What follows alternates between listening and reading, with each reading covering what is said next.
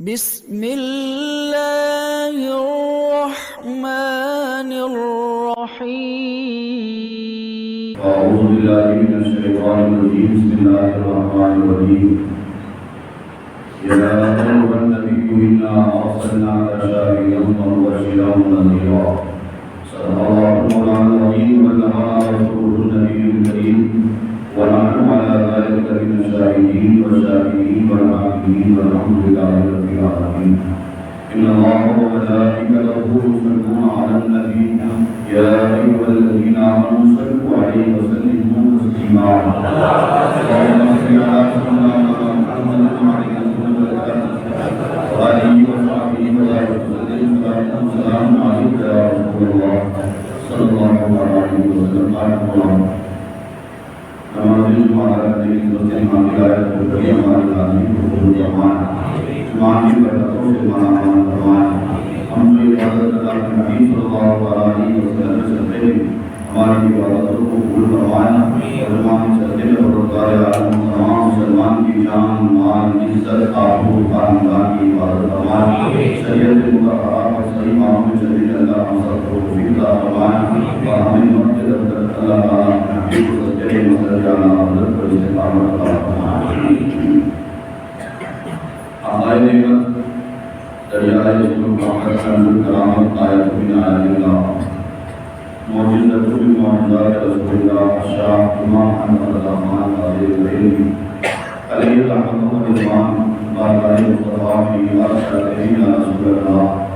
سب سے اعلیٰ و اعلیٰ ہمارا نبی سب سے بڑا و بڑا ہمارا نبی خلق سے اولیاء اولیاء سے رسول اور رسولوں سے اعلیٰ ہمارا نبی سارے اچھوں میں اچھا سمجھیے جسے ہے ان اچھوں میں اچھا ہمارا نبی سارے اونچوں میں اونچا سمجھیے جسے ہے ان اونچوں میں اونچا ہمارا نبی اور لامکان تک جس کا اجالا ہے وہ ہے لامکان تک جس کا اجالا ہے وہ ہے ہر مقام کا اجالا ہمارا نبی ہر مقام کا اجالا ہمارا نبی اور غمزدوں کو رضا مزدہ ہی دیتے ہیں بے قصوں کا سہارا ہمارا نبی آج مجھے اس بات پر بیان کرنا ہے تو یہی ہے کہ لامکان تک جس کا اجالا ہے وہ ہے لامکان تک جس کا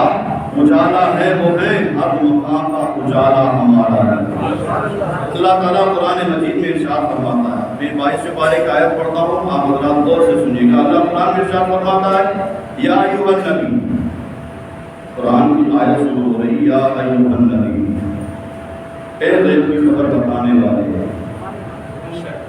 جب اللہ فرما رہا ہے اے غیب کی خبر بتانے والے جب رب ارشاد فرما رہا ہے کہ اے غیب کی خبر بتانے والے تو ہم اللہ کی مانیں گے یا عام بندوں کی مانیں گے رب فرما رہا ہے یا ایھا النبی اے غیب کی خبر بتانے والے جب رب نے غیب کی خبر بتانے والا نبی ارشاد فرمایا تو وَعَلَّمَكَ مَا لَمْ تَكُنْ تَعْلَمْ رب نے ارشاد فرمایا حبیب جو کچھ تم نہیں جانتے تھے تمہارے رب نے تمہیں سب کچھ بتا دیا جو کچھ نہیں جانتے تھے تمہارے رب نے تمہیں سب کچھ بتا دیا اب اللہ نے اپنے حبیب کو سب کچھ جب بتا دیا فرمایا یا ایھا النبی اے غیب کی خبر بتانے والے اب سرکار سے کوئی چیز چھپی ہوئی نہیں کوئی چیز ڈکی ہوئی چھپی ہوئی نہیں ساری چیزیں سرکار کی نگاہوں کے سامنے اولین سے لے کر آخرین تک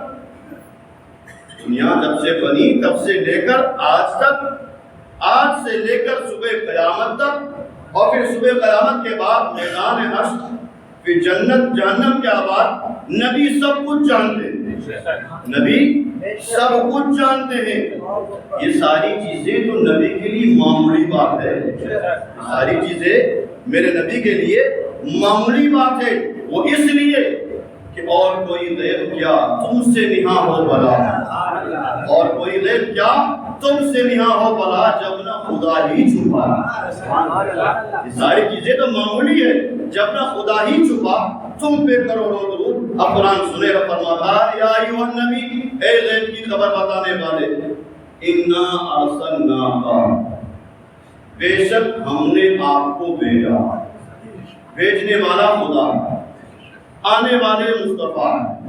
اب جو انسان اعتراض کرے اس کا اعتراض بندوں پر نہیں، ڈائریکٹ خدا پر، اس کا اعتراض بندوں پر نہیں ہوگا۔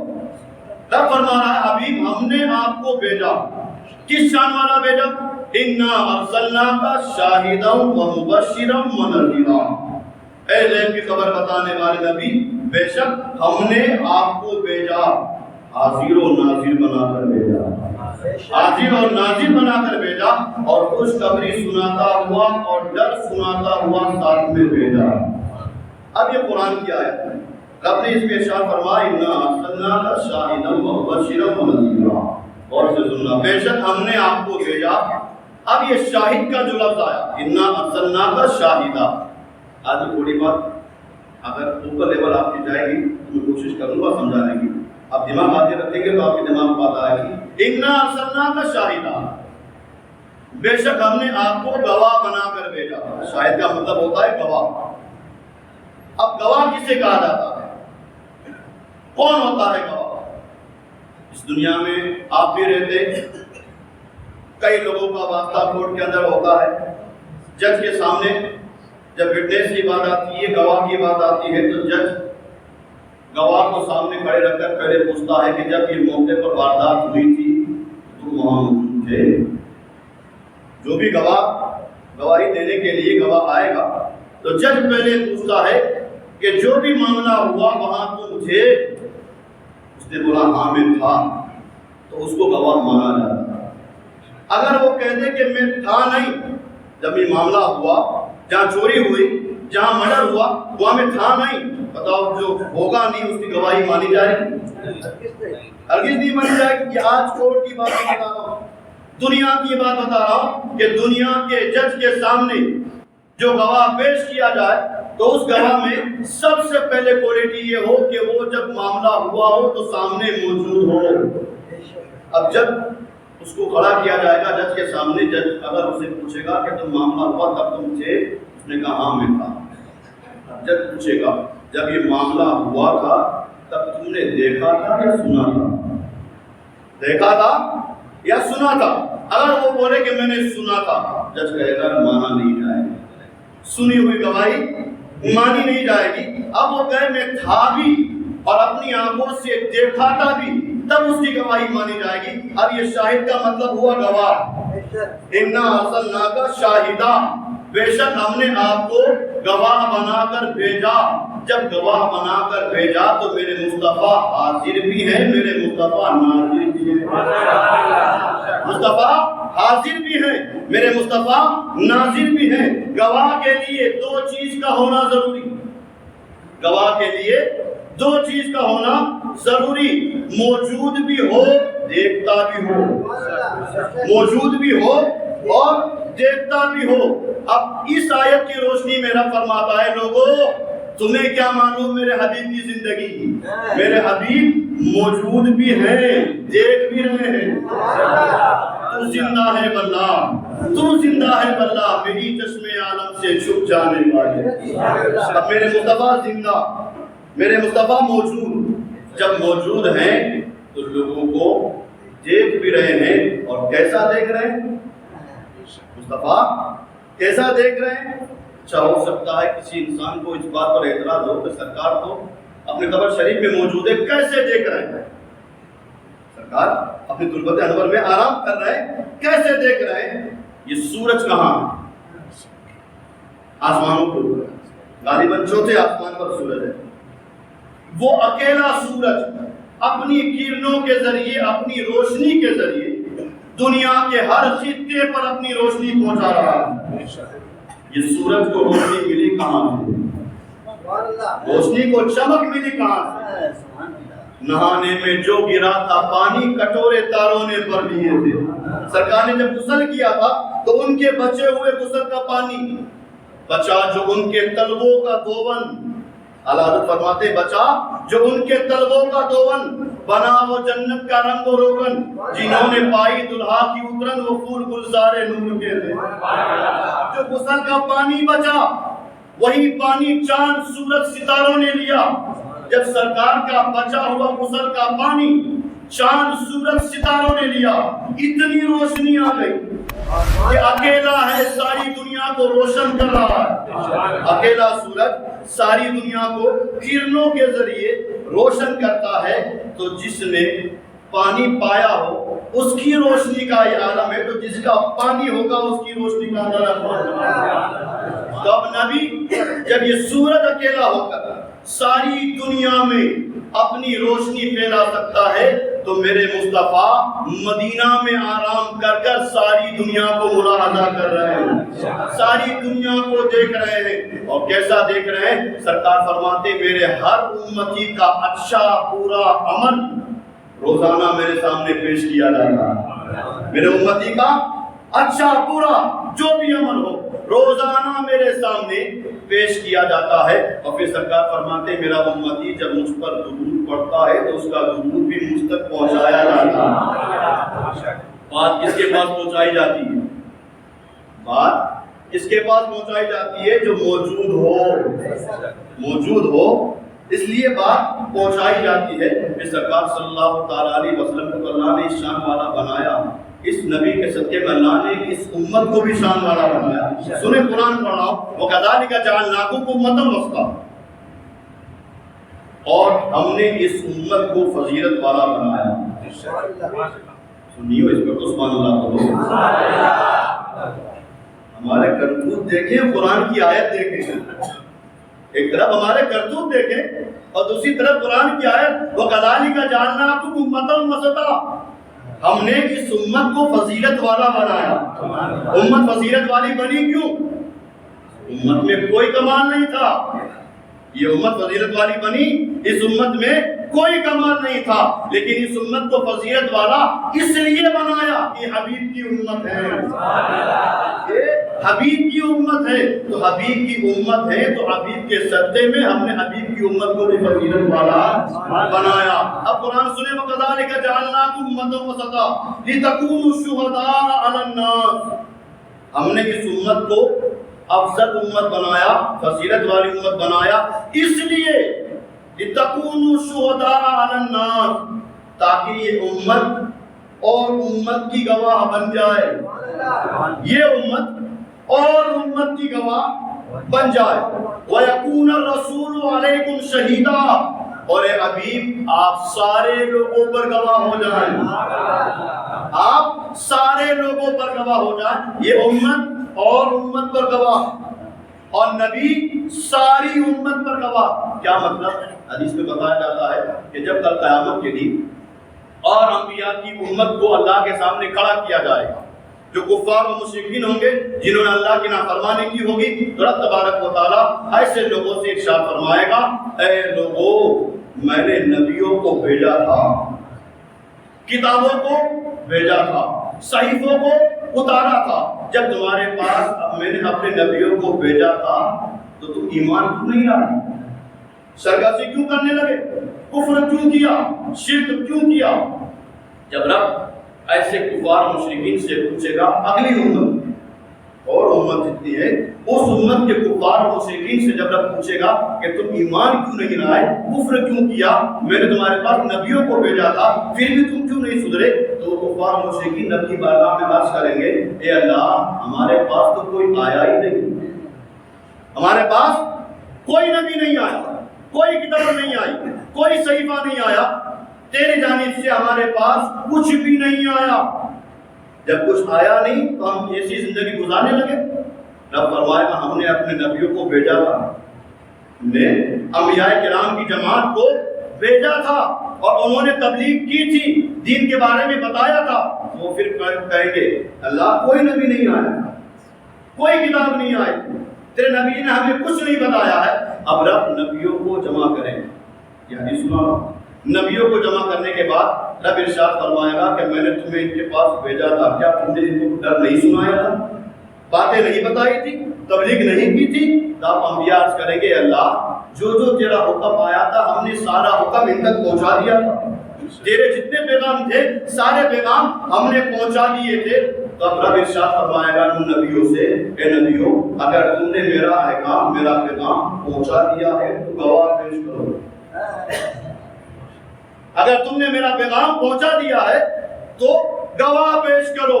اللہ اکبر۔ وہ انبیاء کس کو پیش کریں گے؟ امت محمدیہ،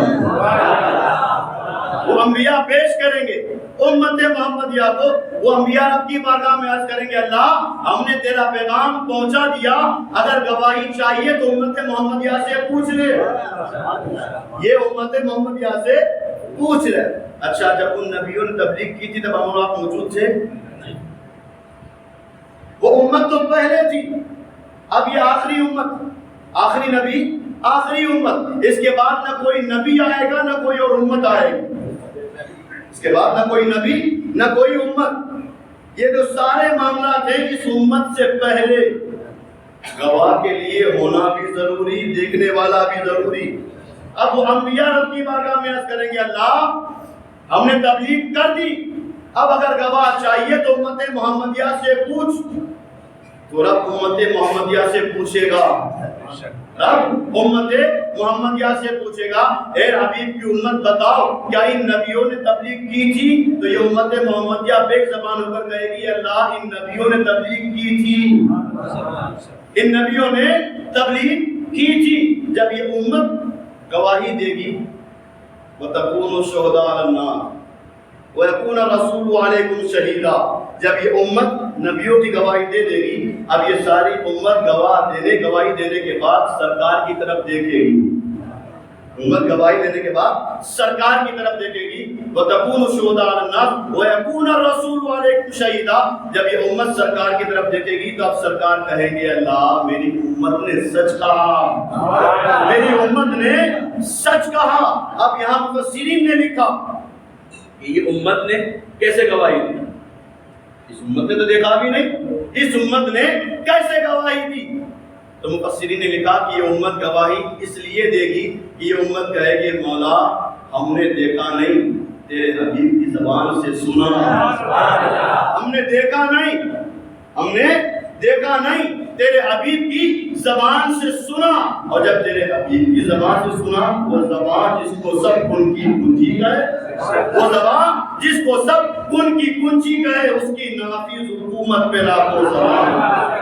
اب رب کی بارگاہ میں جب یہ امت گواہی دے گی کہ ہاں اے اللہ ان نبیوں نے بندوں کو تبلیغ کر دی، وَتَكُونُ الشُّهَدَاءَ عَلَى النَّاسِ وَيَكُونَ الرَّسُولُ عَلَيْكُمْ شَهِيدًا، یہ امت کہے گی اللہ اس نبیوں نے ان نبیوں نے تبلیغ کر دی، اب اس امت کی گواہی کے بعد سرکار اس امت کی گواہی دے رہے ہیں۔ گویا سرکار اس امت کی تو گواہی دے رہے ہیں، ساتھ ہی ساتھ سرکار اگلی امت کی بھی گواہی دے رہے ہیں، اس امت کے ساتھ سرکار اگلی امت کی بھی گواہی دے رہے ہیں۔ اور جب سرکار اگلی امت کی گواہی دے رہے ہیں تو گواہ کے لیے ہونا بھی ضروری، دیکھنا بھی ضروری، ہونا بھی ضروری، دیکھنا بھی ضروری۔ اب سرکار پہلے سے ہے، اب بھی ہے، صبح قیامت تک ہمیشہ سرکار موجود ہے۔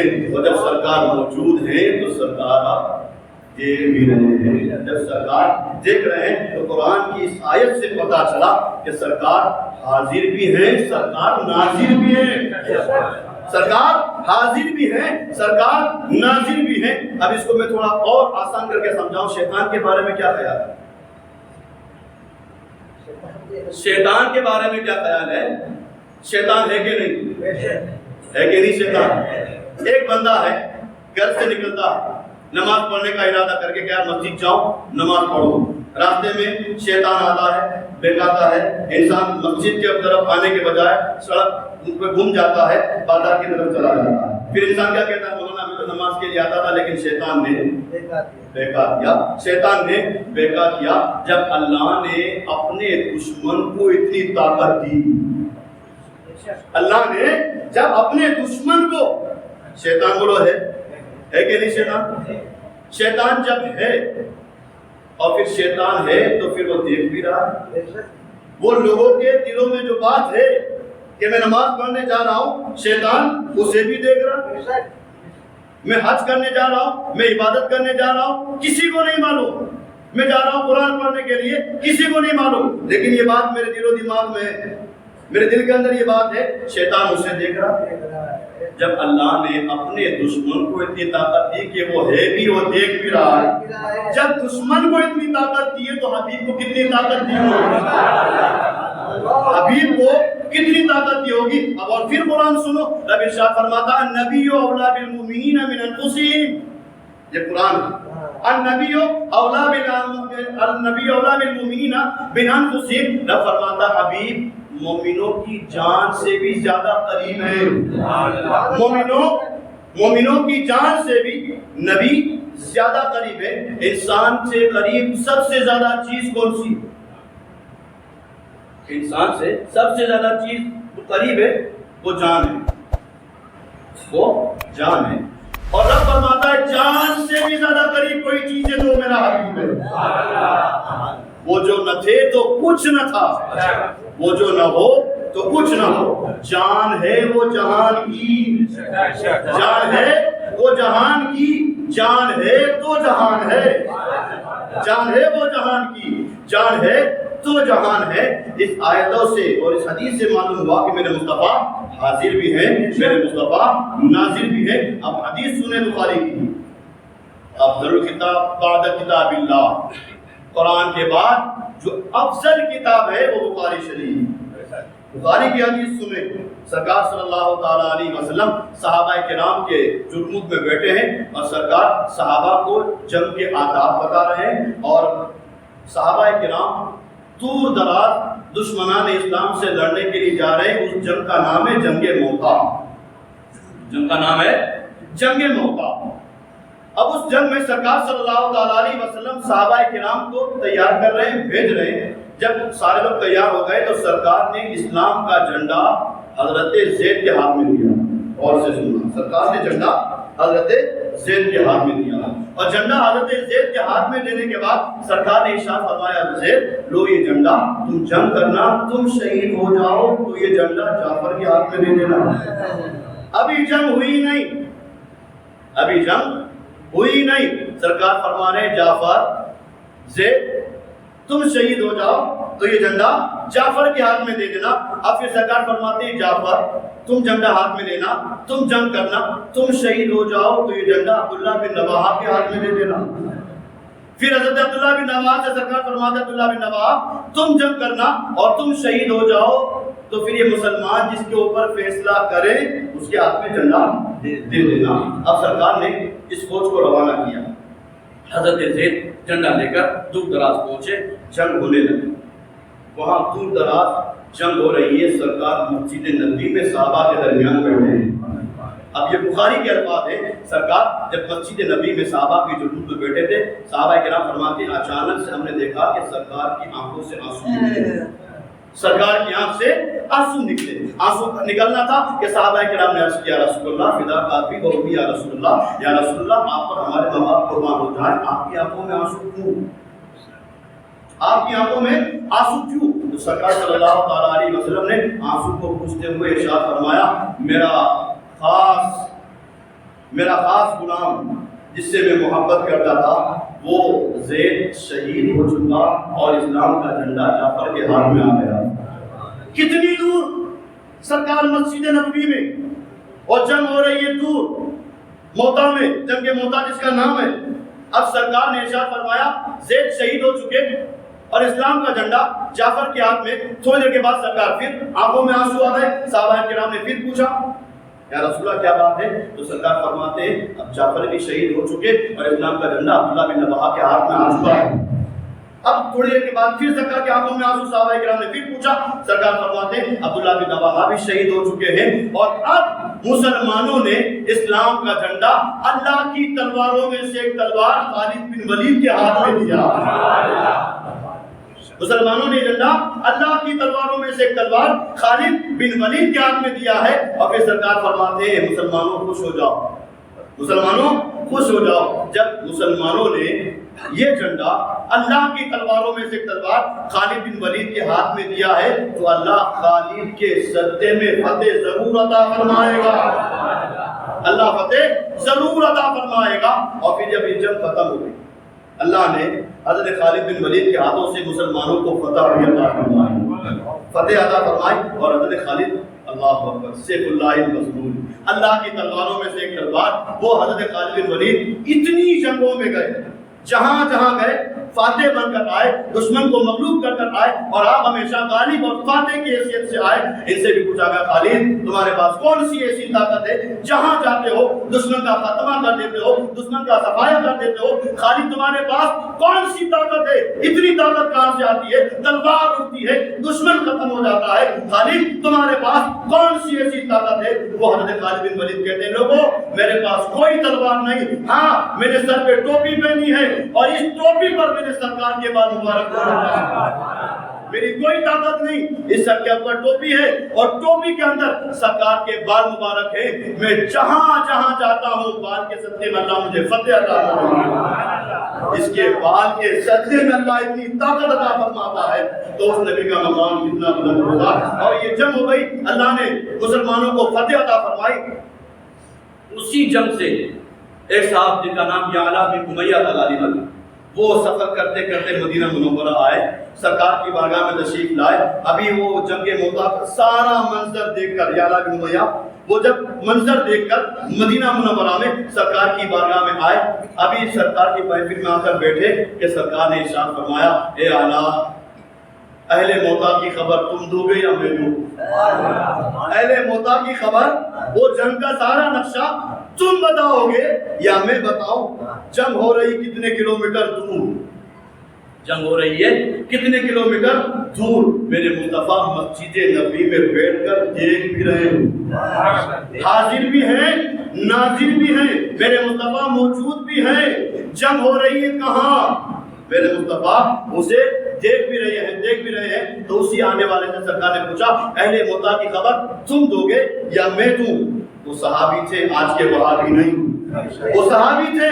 وہ صحابی نے عرض کیا یا رسول اللہ اب آپ ہی بتا دیں، آپ ہی سارا منظر بتا دیں. تو سرکار صلی اللہ تعالیٰ علیہ وسلم نے وہاں مسجد میں بیٹھے بیٹھے پورے جنگ موتا کا نقشہ بتایا کہ ایسا ہوا تھا، اس ٹائم ان کا یہ شہید ہوئے تھے، یہ معاملہ ہوا تھا، جعفر اس طرح شہید ہوئے، زید اس طرح شہید ہوئے، عبداللہ بن رواحہ ایسے شہید ہوئے. اور پھر خالد کے ہاتھ میں جھنڈا آیا اور خالد کو اللہ نے کیسے فتح عطا فرمائی. سرکار نے سارا نقشہ بتایا. سارا نقشہ سننے کے بعد وہی صحابی کھڑے ہوئے اور ہاتھ باندھ کر عرض کیا رسول اللہ قسم اس خدا کی جس کے قبضے قدرت میں میری جان ہے. وہ صحابیت کرتے ہیں رسول اللہ ان باتوں میں سے آپ نے ایک بات کو بھی چھوڑا نہیں، ان باتوں میں سے آپ نے ایک بات کو بھی چھوڑا نہیں.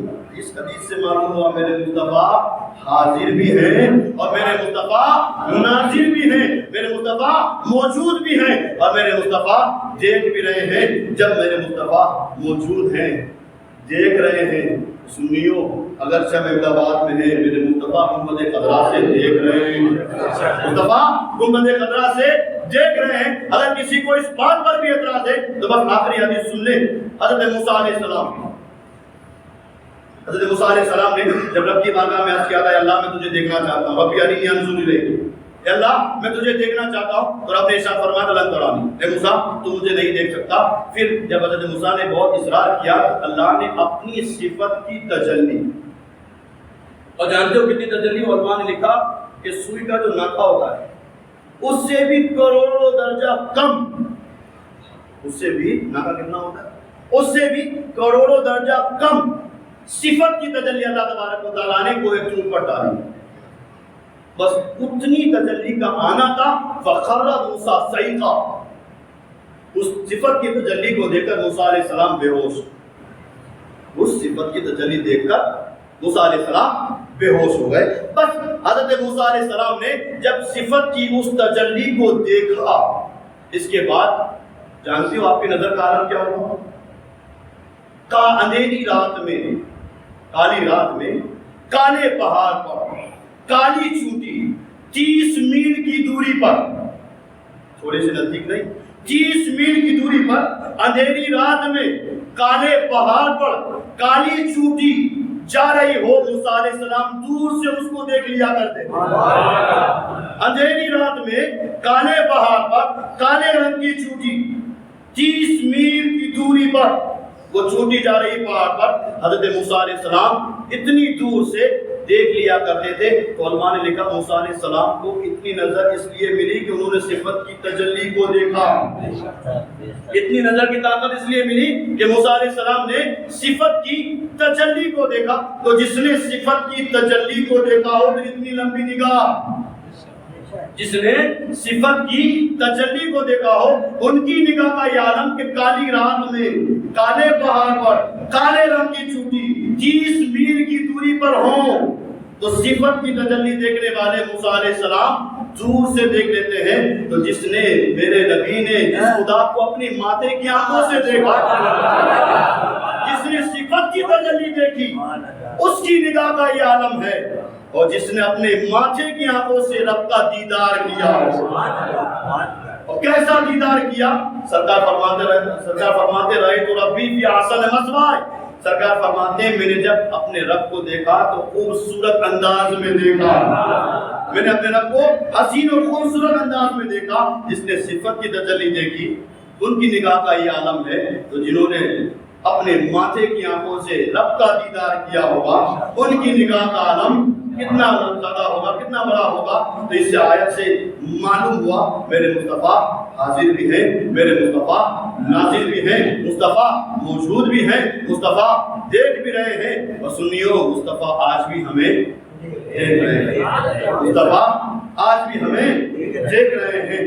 اللہ بھی دیکھ رہا ہے، اللہ بھی دیکھ رہا ہے، مصطفیٰ بھی دیکھ رہے ہیں. جب اللہ بھی دیکھ رہا ہے، مصطفیٰ بھی دیکھ رہے ہیں، سنیو ہم گناہ کیوں کریں؟ گناہ والی زندگی کیوں گزارے؟ کل اللہ کی بارگاہ میں بھی کھڑا ہونا ہے، سرکار کی بارگاہ میں بھی ہمیں پیش کیا جائے گا. سرکار ہمیں دیکھ بھی رہے ہیں. اور سرکار جب ہمارے اعمال کو دیکھ رہے ہیں کل سرکار کی بارگاہ میں کھڑے ہوتے ہوئے ہمیں شرم محسوس نہیں ہوگی؟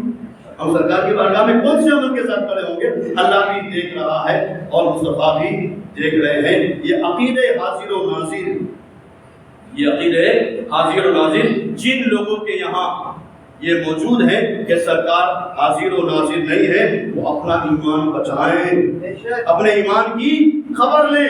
ہم سنی سے عقیدہ مسلمان سرکار کو حاضر بھی مانتے ہیں، سرکار کو ناظر بھی مانتے ہیں. پھر کبھی انشاءاللہ موقع ملا حاضر و ناظر پر آگے بیان کروں گا. اللہ تعالیٰ ہماری